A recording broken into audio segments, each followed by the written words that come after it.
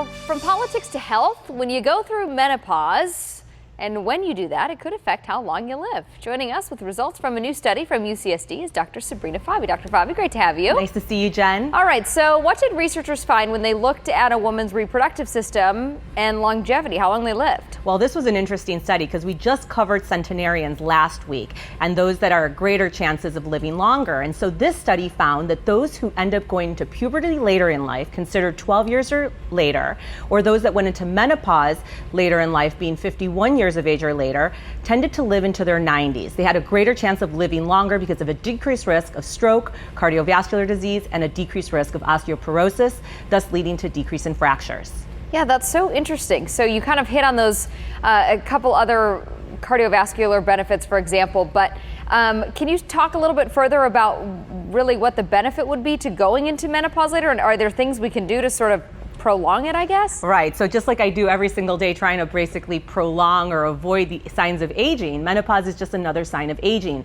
And the thing with menopause is that once you go into it, it substantially accelerates aging by 6% is what researchers have found. In those that they end up taking ovaries out and then following them for longer, they see that they have an increased risk of fractures because those hormones, estrogen specifically, do promote bone health.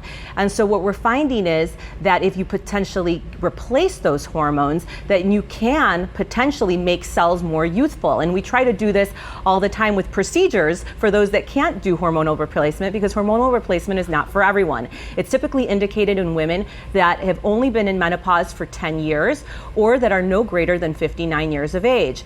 But again, if you have an increased risk of cardiovascular disease because of your family, potentially being on hormone therapy can be bad, and it can put you at greater risk of blood clot formation. It could put you at greater risk for stroke. So although it could potentially make you look younger and make other cells in your body younger, it could also implicate a greater risk of other problems if you're already genetically predisposed to those. So we were talking about menopause, but you mentioned at the beginning of our segment here that it also has to do with when young girls start to enter puberty.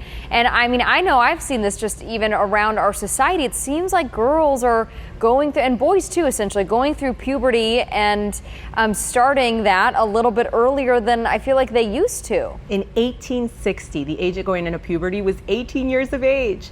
And in 1920, it was 14 years of age. Today, it's 12 years of age. And 15% of the population actually goes into puberty by the age of 7. Wow. And so this is so scary because yes, we know that fat cells end up releasing estrogen, which will enlarge your breasts and will cause other symptoms such as early puberty, but that's not the only cause.